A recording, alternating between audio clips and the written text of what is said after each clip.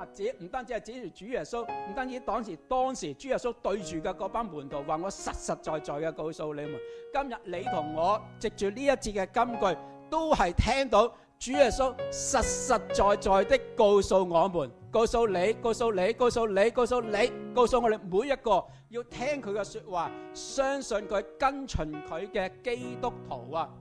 主耶穌咧嚟到呢個世上咧，你要呼召人，你要跟隨佢。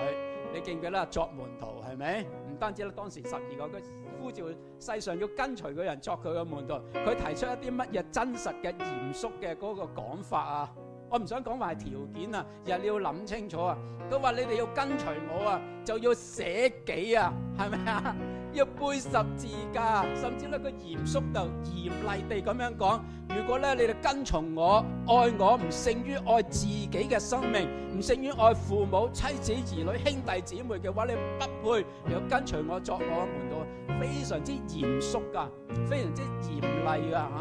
跟隨主作主嘅門徒啊，係要捨己啊，係要咧即係甚至咧係主耶穌話，如果保守自己嘅生命就會喪掉生命噶，為我喪掉生命咧，反而係得到生命啊，並且咧得豐盛嘅生命啊。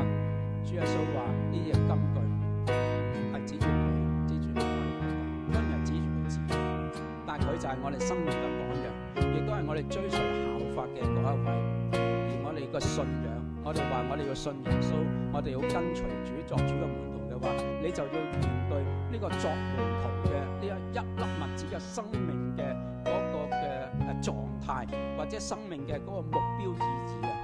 就係叫你似一粒麥子，你嘅生命付出嚟，